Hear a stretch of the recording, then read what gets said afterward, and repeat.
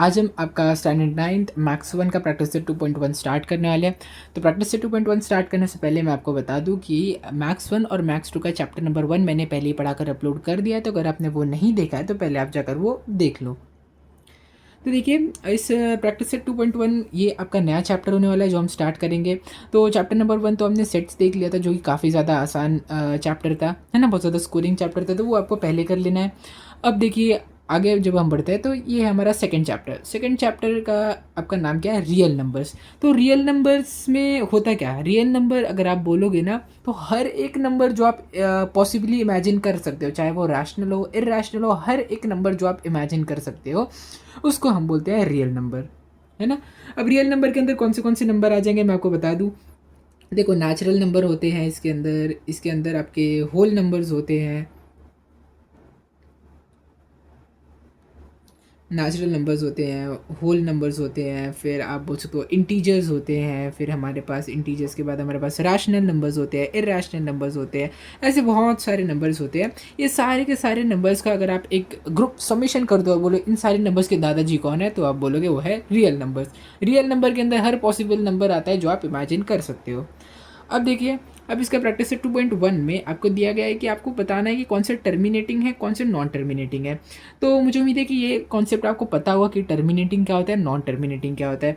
अगर मैं आपसे 10/2 करने बोलूँ तो इसका आंसर 5 हो जाएगा, और ये 5 पे आके रुक गया, तो इसलिए आप बोल सकते हो कि ये टर्मिनेटिंग है ना, टर्मिनेटिंग है। और जब अगर मैं आपसे बोलूँ कि 10/3 बताओ, तो इसका आंसर जब आप निकालोगे तो 3.333333 ऐसे समथिंग चलते जाएगा, मतलब ये नॉन टर्मिनेटिंग है ना। तो एक बार बस मैंने आपको रिवाइज करा दिया कि टर्मिनेटिंग क्या होता है, नॉन टर्मिनेटिंग क्या होता है। और एक बहुत सिंपल ट्रिक है जिससे आप बता सकते हो। देखो, ये जो यहाँ पे दिया गया है ना क्वेश्चन, ये ना आपको सॉल्व करने के लिए नहीं दिया गया है। इसमें बस आपको सिर्फ एक कॉन्सेप्ट लगाना है कि अगर डिनोमिनेटर, देखो टर्मिनेटिंग और नॉन टर्मिनेटिंग कोई भी नंबर कैसे, आप एकदम सिंपल ट्रिक से आप बता सकते हो कि कैसे है, बिना कोई कैलकुलेशन के, है ना। तो देखो, अगर डिनोमिनेटर में सिर्फ और सिर्फ 2 और 5 are the only prime factor of the denominator, then we can say that the given number is of terminating type। यानी कि अभी फॉर एग्जांपल ये वाला आपका है ना क्वेश्चन, इसके अंदर 5 डिनोमिनेटर है ना, तब 5 के फैक्टर्स निकालो, 5 के फैक्टर निकाल लो, निकल गया 5 का फैक्टर क्या है, 5 का फैक्टर तो यही है ना, फैक्टर तो निकल गया 5। अब क्योंकि 5, मैंने आपसे क्या बोला था, या तो 5 हो या तो 2 हो, या तो दोनों 5 या 2 हो, लेकिन 5 और 2 के अलावा कोई और तीसरा नंबर नहीं चाहिए। या तो 5 होगा, या तो 2 होगा, या तो दोनों होंगे, ये तीनों चलेंगे, मतलब तीनों केसेस चलेंगे, अकेला 5 हो, अकेला 2 हो, या दोनों साथ में हो, लेकिन कोई भी तीसरा नंबर नहीं होना चाहिए, है ना। 4 5 6 7 8 9 जैसा कोई भी नंबर नहीं होना चाहिए। तो अब क्योंकि यहाँ पर इस नंबर में सिर्फ 5 is the only prime factor, we can say that it is of terminating type. तो यहाँ पे लिख दो, since 5 is the only prime factor,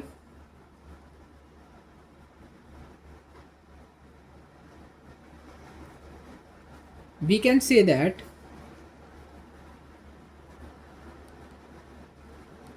13/5 is terminating. अब अगर आपको प्रूफ चाहिए कि ये कैसे टर्मिनेटिंग था, वो भी हम यहाँ पे निकाल लेते हैं। ये है 13, ये है 5, तो 5 2 ज़ा 10, माइनस हो जाएगा 1 0, यहाँ पे एक 0 नीचे आ जाएगा, 2 5 ज़ा 10, 10 माइनस 0 0। आंसर क्या है, आंसर है आपका, सॉरी ये 5 नहीं 6 हो जाएगा ना, क्योंकि यहाँ पे 3 रहेगा ना, 13 - 10 तो 3 होता है ना, सो देयरफॉर यहाँ पे 30 होना चाहिए। बस देखो, 2.6 आंसर क्या है यहाँ पे आपका, 2.6, ठीक है। तो ये टर्मिनेटिंग वैल्यू है ना, 2.6 के आगे थोड़ी बढ़ने वाला है, 2.6 7 8 9 10 11 12 13 14 15 ऐसे ऐसे थोड़ी बढ़ने वाला है, बस इतना ही होगा ना। तो यहाँ पे आपका ये क्वेश्चन नंबर 1 कंप्लीट हो गया है ना, काफ़ी ज़्यादा सिंपल था। अभी मैं यहाँ पे आपके लिए एक टेबल बना देता हूँ, तो उसको भी हम वही तरीके से सॉल्व करेंगे। तो देखो, अब सिंपली यहाँ पे मैंने आपके लिए एक पूरा का पूरा टेबल यहाँ पे बना लिया है। तो यहाँ पे बस ना मैं आपके लिए एक लाइन वाली कॉलम बना देता हूँ, ताकि आप इसको एकदम अच्छे से देख पाओ कि कैसे आपको करना है ये।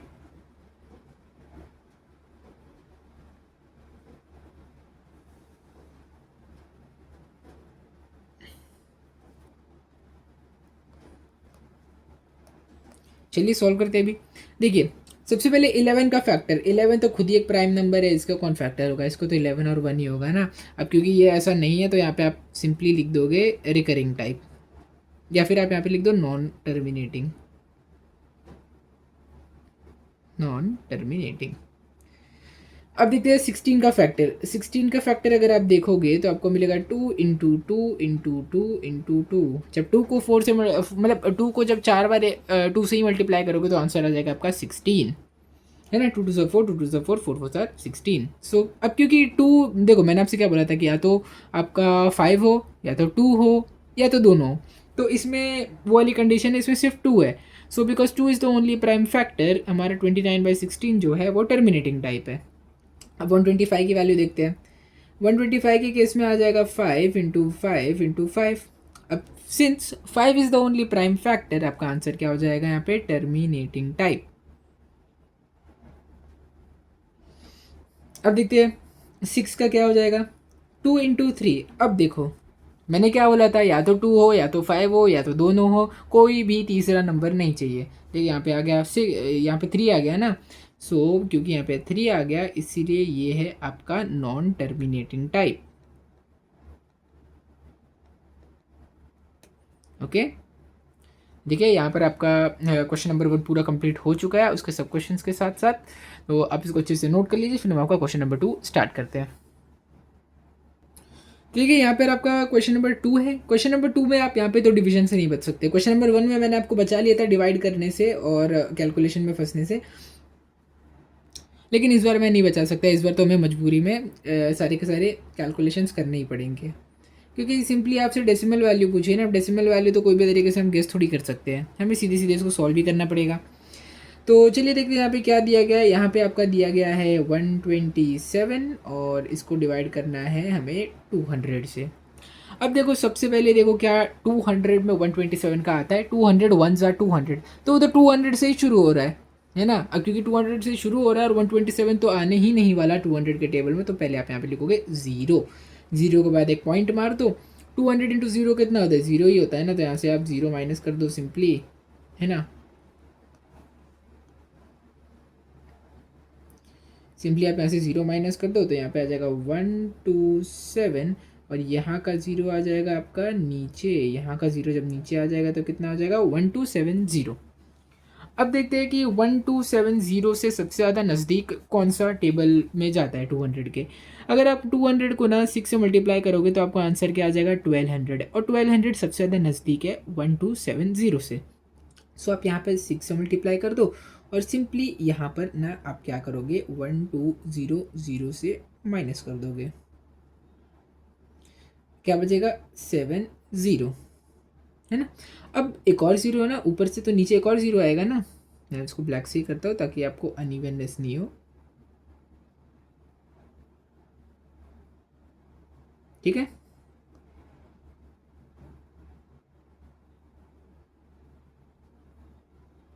तो ये हो जाएगा आपका 700। अब देखते हैं कि क्या 700 सबसे ज़्यादा नज़दीक टू ये हमारे 200 के टेबल में कहाँ जा रहा है। अगर आप 200 को 3 से मल्टीप्लाई करोगे ना तो आंसर 600 आएगा। वही अगर आप 4 से मल्टीप्लाई करोगे तो आंसर 800 आएगा, यानी कि सबसे नज़दीक है आपका 600। सो ये भी जब माइनस हो जाएगा तो आंसर आपका क्या बचेगा, यहाँ पे बचेगा 100।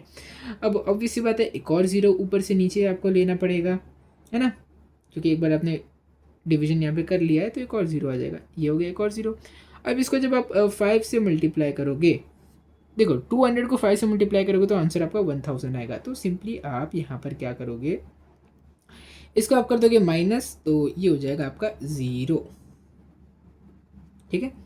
तो ये देखो क्योंकि अब फाइनल रिमाइंडर 0 आ गया तो ये देख के आप एक और बात बोल सकते हो कि ये एक टर्मिनेटिंग टाइप का नंबर है ना, टर्मिनेटिंग टाइप का भी है। और जो एग्जैक्ट कैलकुलेशन हमें यहाँ पे करनी बोली गई थी हम लोग ने वो भी कर लिया। आप सिंपली आप इसका क्वेश्चन और रिमाइंडर लिख दो। अब आप सिंपली यहाँ पर लिख दोगे कि 1, रेड पेन से लिख देते हैं कि 127 divided by 200 is equal to आपका 0.635। यहाँ पर हमारा क्वेश्चन नंबर 1 कंप्लीट हो गया। आप इसको अच्छे से नोट कर लीजिए, फिर हम करते हैं आपका स्टार्ट क्वेश्चन नंबर टू। तो ये देखिए, ये रहा आपका क्वेश्चन नंबर 3। क्वेश्चन नंबर 3 में आपको करना है 25 डिवाइडेड बाय 99। तो अब देखो सिंपल, पिछले क्वेश्चन जैसे 25 तो आता ही नहीं है 99 के टेबल में, तो सबसे पहले आप इंट्रोड्यूस क्या करोगे, यहाँ पे ज़ीरो करोगे, ज़ीरो में पॉइंट यहाँ पे आ गया। सो यहाँ से आप ज़ीरो जब माइनस करोगे तो आपका नीचे बचेगा 25, है ना। अब यहाँ से फिर ऊपर से एक ज़ीरो आप नीचे ले लोगे। देखो इस बार मैंने आपके लिए यहाँ पे स्केल भी लेके रखा है ताकि आपको कोई प्रॉब्लम नहीं हो। देखो मैं एक काम करता हूँ ना, जितने भी हमें ज़ीरोज़ की ज़रूरत पड़ने वाली है ना, मैं पहले यहाँ पे लिख देता हूँ, नहीं तो बार बार अगर मैं पेन चेंज करूँगा ना तो आपको भी फ्रस्ट्रेशन होगा इसके बीच में। सबसे पहला ज़ीरो हम यहाँ पे नीचे ले लेते हैं इसका 250। अब 99 के टेबल में सबसे नज़दीक अगर आपको 250 चाहिए ना, तो आपको 99 को 2 से मल्टीप्लाई करना पड़ेगा। 99 को 2 से मल्टीप्लाई करोगे तो आंसर मिलेगा आपको 198। सो यहाँ पे 2 से मल्टीप्लाई करो, आंसर आ जाएगा 198। क्योंकि देखो अगर सिंपली आपको सोचना है ना, अगर आप ऐसा सोच रहे हो कि मैंने 3 को क्यों नहीं लिया ना, तो आप सिंपली ऐसे दिमाग लगा लो अपना कि 90 को 3 से मल्टीप्लाई करोगे तो 270 आएगा। अब यहाँ पर ये 250 को एक्सीड कर रहा है, तो 99 को अगर 3 से मल्टीप्लाई करोगे तो ऑब्वियसली बात है 270 से भी बहुत ज़्यादा बड़ी वैल्यू आएगी, तो इसीलिए आपको 2 से मल्टीप्लाई करना पड़ेगा। अब जब आप इसका डिवीजन करोगे तो आपका आंसर हो जाएगा यहाँ पर 52।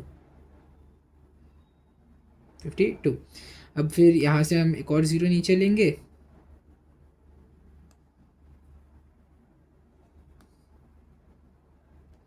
Five twenty. अब 520 सबसे ज़्यादा नज़दीक कब आने वाला है, जब आप 99 को 4 से मल्टीप्लाई करोगे। जब 99 को 4 से, क्योंकि 99 को 5 से मल्टीप्लाई करोगे तो हाँ 99 को वैसे 5 से मल्टीप्लाई कर सकते हो। 5 से मल्टीप्लाई करोगे तो सबसे ज़्यादा नज़दीक वैल्यू आएगी। अब वो कैसे आएगी, 5 9 45, 5 9 45। तो जब आप टोटल वैल्यू निकालोगे तो आपका आ जाएगा 495। तो यहाँ पे आप सिंपली 5 अपना लिख सकते हो, यहाँ पे आप लिख दोगे 495। तो अब यहाँ पे आगे क्या हो जाएगा, 495 जब आपने लिख दिया तो आप यहाँ पे लिखोगे 25, है ना, 25 लिख दोगे। अब यहाँ से फिर एक ज़ीरो आप वापस से नीचे लाओगे,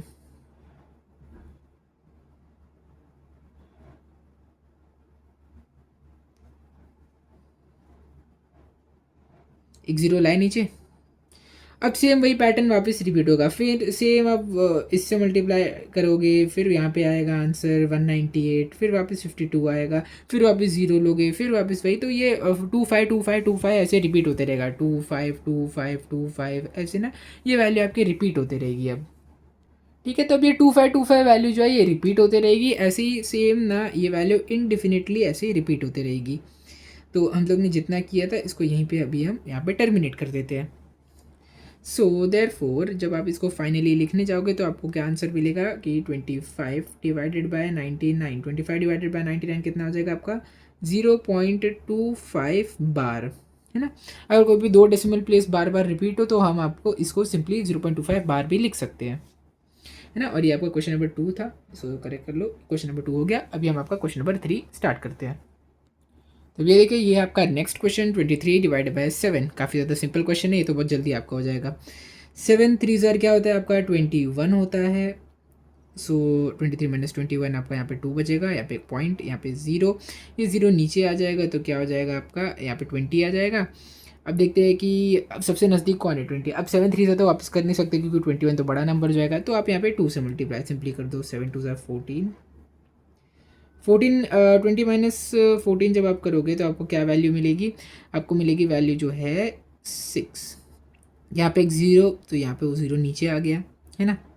अब 60 सबसे ज़्यादा नज़दीक अगर आप देखोगे 7 के टेबल में कब आता है, जब आप उसको 8 से मल्टीप्लाई करोगे 56 हो जाएगा, फिर आप इसको माइनस करोगे, यहाँ पे आ जाएगा 40। अब 40 सबसे ज़्यादा नज़दीक कब आता है 7 के टेबल में, अगर आपको ध्यान हो तो 7 5 का क्या होता है 35 होता है ना। 5 आ गया, एक और ज़ीरो डाल दो, ये ज़ीरो भी नीचे आ जाएगा। अब 50 सबसे ज़्यादा नज़दीक कब जाता है 7 के टेबल में, 7 7 ज़र 49, है ना। एग्जैक्टली 50 तो आता नहीं है लेकिन 49 तो ज़रूर आता है। सो यहाँ पे 1 आ जाएगा, एक और ज़ीरो आ जाएगा, ये यहाँ पर आ जाएगा, 7 1 ज़र 7 हो जाएगा, यहाँ पे 3 आ जाएगा, ज़ीरो आ जाएगा। अगर आप देखोगे तो सबसे नज़दीक 30 कब बनता है, जब आप इसको 4 से मल्टीप्लाई करोगे, है ना। 7 को जब आप 4 से मल्टीप्लाई करोगे तो आ जाएगा 28।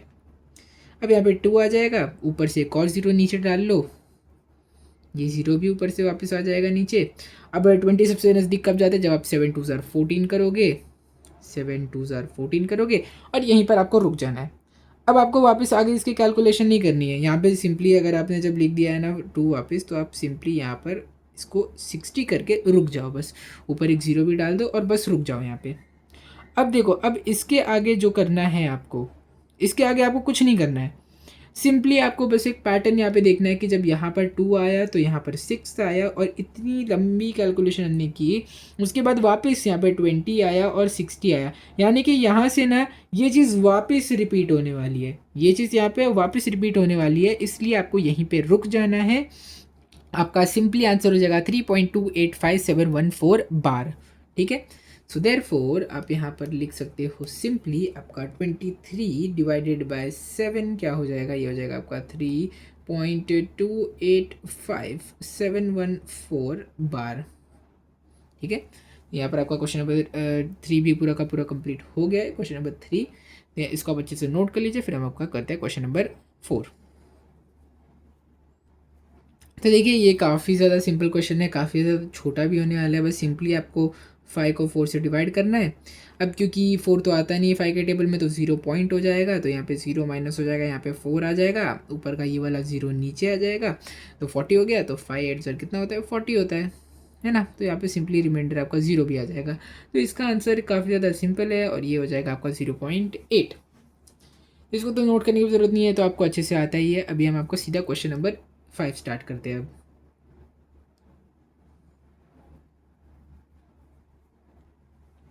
अब देखो यहाँ पर आपको 17 डिवाइड बाय 8 निकालना है। 17 डिवाइड बाय 8, हम यहाँ पर सारे ज़ीरोस लिख लेते हैं पहले से, जिसकी भी ज़रूरत पड़ने वाली है, जितनी ज़रूरत नहीं पड़ेगी उसको तो हम वैसे भी निकालने ही वाले हैं। तो 17 सबसे ज़्यादा नज़दीक कब जाता है, जब 8 2 ज़ार 16 करते हैं, तो यहाँ पर आपका आ जाएगा 1, ऊपर का एक ज़ीरो हम यहाँ पे नीचे ले लेंगे। अब 10 सबसे ज़्यादा नज़दीक कब पड़ता है, पे एक पॉइंट डाल दो, 8 1 ज़ार 8 के सबसे नज़दीक पड़ता है ना। अब आप सिंपली क्या करोगे, यहाँ पर 2 आ गया, अब ये वाला ज़ीरो भी नीचे ले लो, तो यहाँ पर 2 आ गया। अब 20 सबसे ज़्यादा नज़दीक कब पड़ता है, जब आप 8 2 ज़ार 16 करते हो, वापस 8 2 ज़ार 16 करोगे तो वही टाइम सबसे ज़्यादा नज़दीक यही टाइम रहने वाला है आपका 16। जब 20 माइनस 16 जब आप करोगे तो आपका आंसर क्या आएगा, 20 माइनस 16 करोगे तो आंसर आपका आ जाएगा 4, ये ज़ीरो भी यहाँ पे आप नीचे ले लोगे। सो 8 5 ज़ार क्या आ जाएगा, 40 हो जाएगा, 0 0। सो काफ़ी ज़्यादा सिंपल यहाँ पे वैल्यू आपकी आ गई, ये हो जाएगा 2.125, है ना। तो ये हो गया आपका क्वेश्चन नंबर 2, यहाँ पर पूरा का पूरा कंप्लीट हो गया, काफ़ी ज़्यादा सिंपल था। चलिए अभी हम आपका क्वेश्चन नंबर 3 स्टार्ट करते हैं। देखो यहाँ पर आपको क्वेश्चन नंबर 3 में क्या बोला गया है कि जो भी नंबर्स आपको दिए गए हैं, इन नंबर्स को आपको पी बाई क्यू फॉर्म में लिखना है। पी बाई क्यू फॉर्म में लिखना मतलब क्या, मतलब कि इसको आपको फ्रैक्शन वाले फॉर्म में लिखना है। ये आपको डेसिमल फॉर्म में दिया है, अभी आपको फ्रैक्शन फॉर्म में लिखना है। क्वेश्चन नंबर 2 में हमने क्या किया था कि हमें पहले से फ्रैक्शन फॉर्म दिया था, उसको डेसिमल में कन्वर्ट करना था, लेकिन इस बार हमें डेसिमल में दिया है और उसको फ्रैक्शन में कन्वर्ट करना है, ठीक है। तो चलिए अभी हम देखते हैं आपका क्वेश्चन नंबर 1। इसको सॉल्व करने की ना थोड़ी अलग अप्रोच है। इसको आप, जब मैं आपको क्वेश्चन नंबर 1 कराऊंगा ना, तो आपको एकदम अच्छे से ध्यान देना है, फिर क्वेश्चन नंबर 2 पर भी ध्यान देना है। क्वेश्चन नंबर 1 और 2 पे अगर आपने अच्छे से ध्यान दे लिया ना, तो आगे के सारे क्वेश्चन आप सिंपली सॉल्व कर ले जाओगे। तो इसीलिए आपको अभी बहुत ज़्यादा ध्यान देना है, मैं यहाँ पे जो बता रहा हूँ आपको।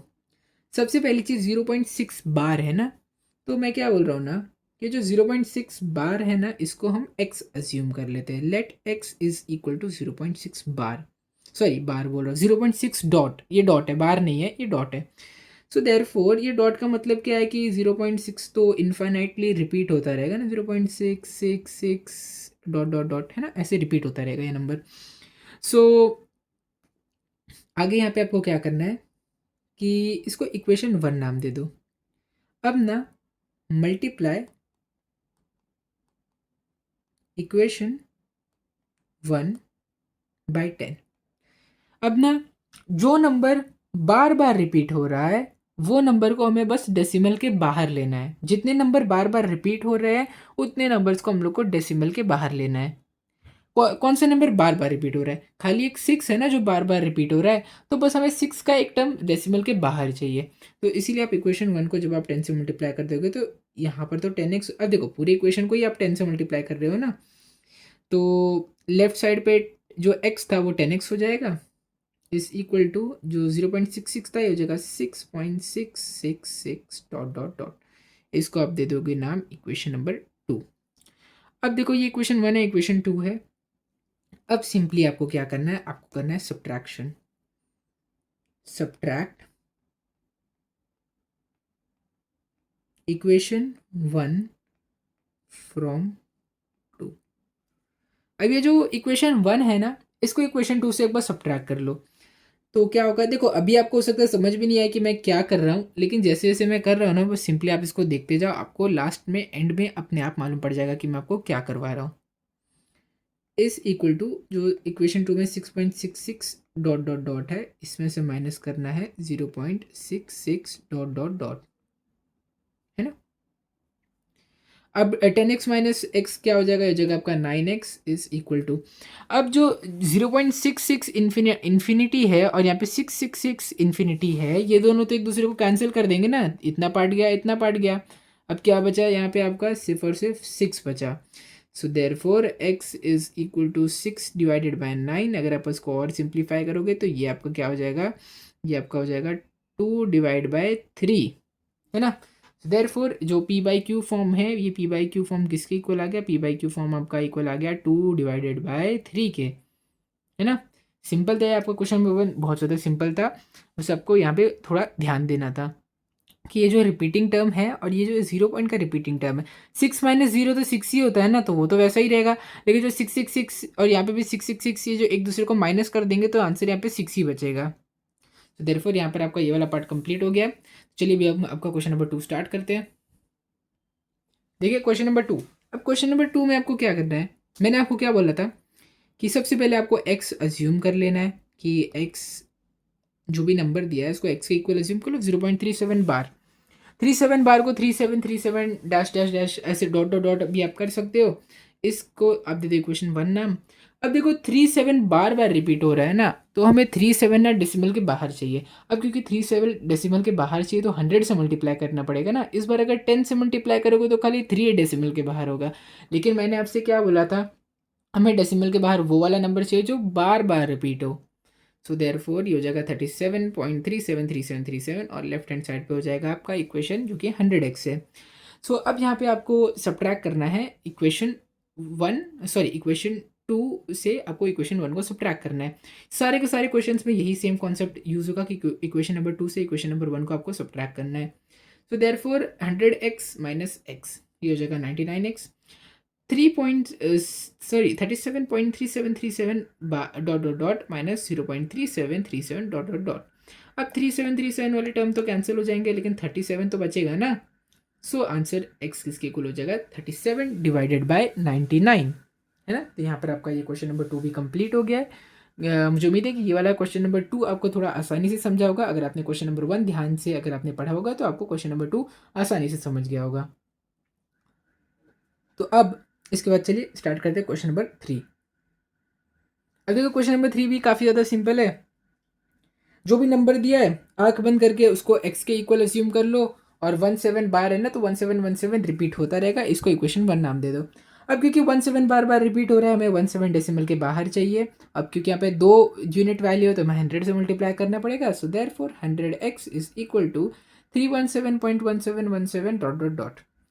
अब देखो सेम वही चीज़ की इक्वेशन 2 में से इक्वेशन 1 को सब्ट्रैक्ट कर लो। सो 100x माइनस एक्स कितना हो जाएगा, 99x।